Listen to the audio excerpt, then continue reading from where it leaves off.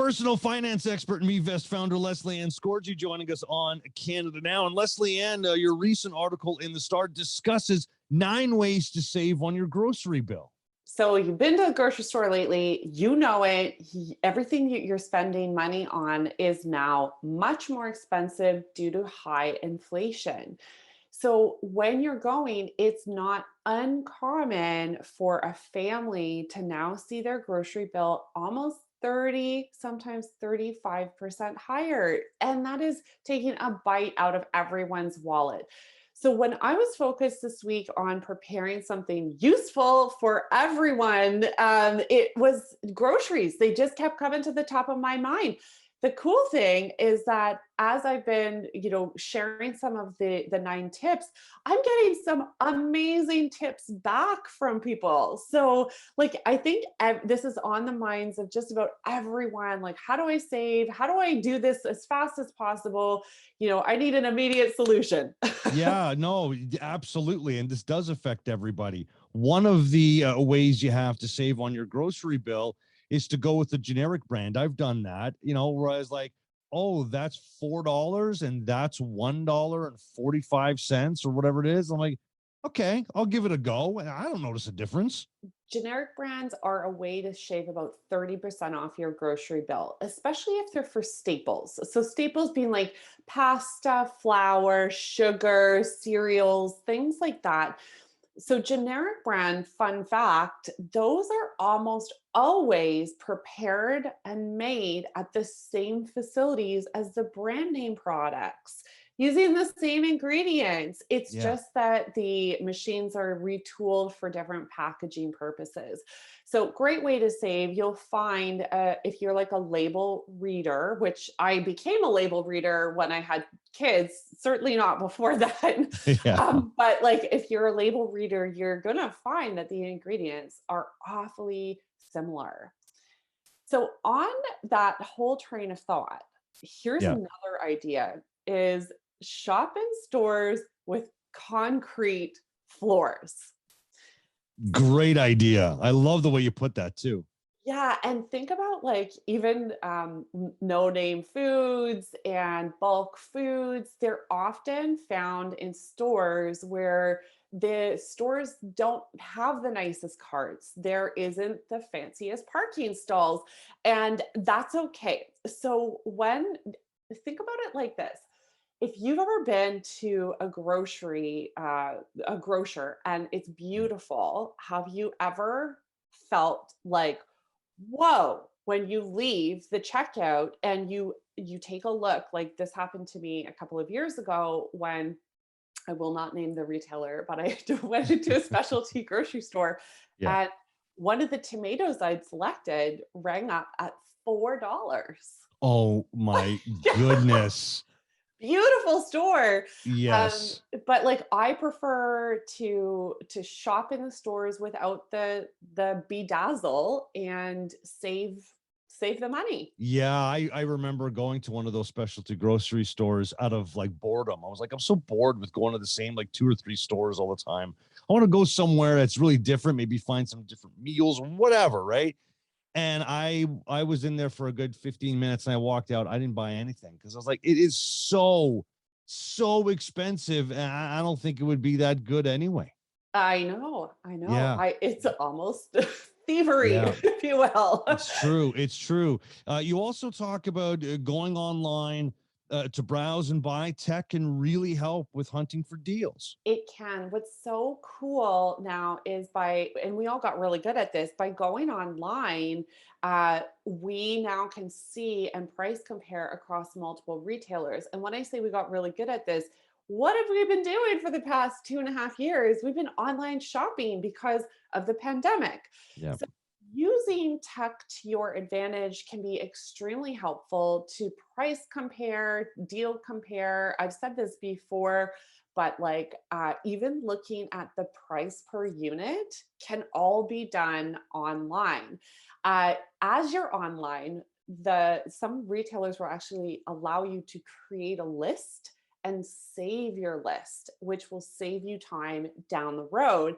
And I mentioned this later in my suggestions, but I'll tease it up front here. Uh, Yeah. List makers save about 20% off of Yeah. their grocery bills simply by making a list. They Yes. buy things they don't need. Stick to the list, stick to what you need to buy. You should use those loyalty programs that are geared toward groceries. That's another reminder you've gotten your piece. That's right. So, loyalty programs are something I use all the time, not just for groceries, but you may find this kind of interesting. We used to all sign up for like travel rewards credit cards. Well, there has been a massive shift recently in the past year to grocery and cashback credit cards for good reason. They give you rewards that you can use directly on your groceries. So I think it's really cool. Yesterday, I got an email from a lady in Penticton who wanted to like brag to me about how much she actually cashes in a year.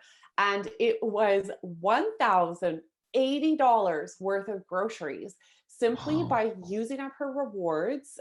So it's kind of like use them or lose them because they become less valuable over time. Yes. And what I also like is a woman after my own heart. She's using some apps to help her with her couponing.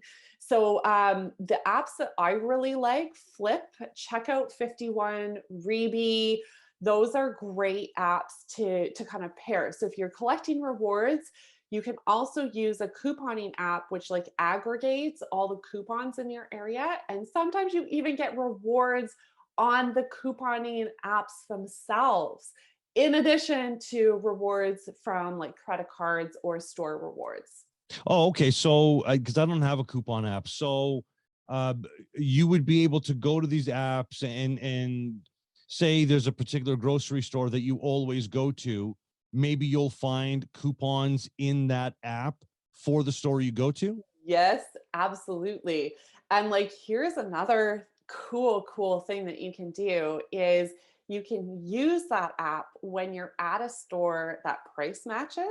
And all you need to do is flash the advertisement of whatever, like maybe it's cherries at a different vendor where it's less expensive, and they will price match on the spot for you. So Nice. amazing use of technology again.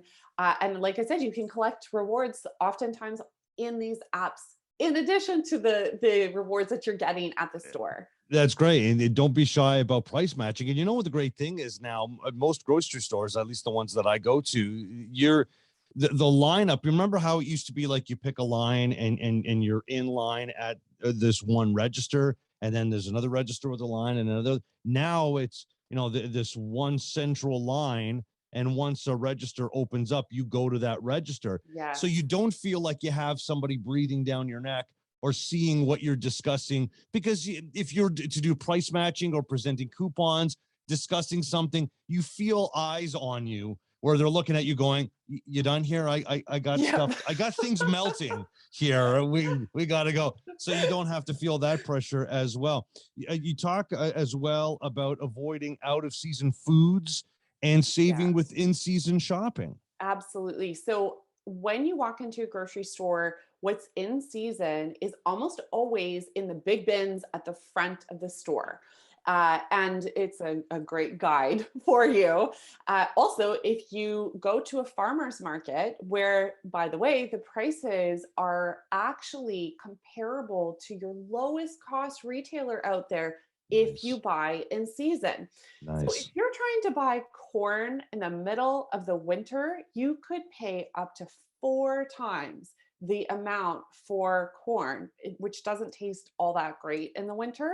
Yeah. 4 times the amount of money as you would just simply buying what's in season. So, fun fact is there's so many amazing food bloggers. One of the gals who used to work for me actually is now a full-time food blogger.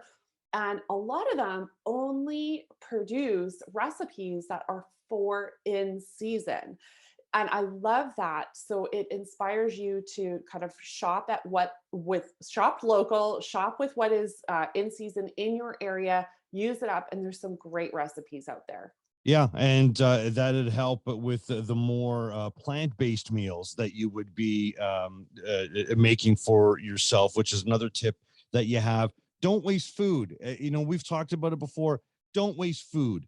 Use what you have. Dig into the back of your cupboards. You're going to find things that you can use in different recipes. Use what you have. That's right. So right now, food waste in North America is adding up to about $120 per month per a family of four. Wow. That's a lot of money. So we know making a list, making a meal plan, shopping for what's in season in that meal plan, all of that helps to avoid food waste. So we want zero waste when it comes to food, and it does require planfulness. My pitch, and I always say this when we talk about food, but not everybody is okay right now with the cost of food being so high. It is pricing out those who are on a fixed income, or just, they just don't have the money for it. So if you are one of those people who does have excess, you do have food in the back of your cupboards, make that donation, support your local food bank, and all of the programs that are coming back, which is kind of cool, in schools to feed kids in schools. I love these programs. You're seeing kind of a resurgence of those, and they also need funding. So if you are doing Yeah. okay, uh, you know, please pitch in. And if you're not doing okay, go to the resources in your neighborhood for food. Yeah, absolutely. Check out mevest.ca, personal finance expert. Mevest founder, Hank and Dot's mom, Lesley-Anne Scorgi. Lesley-Anne, great tips as always, my friend. We'll talk again next week. Thanks, Jeff.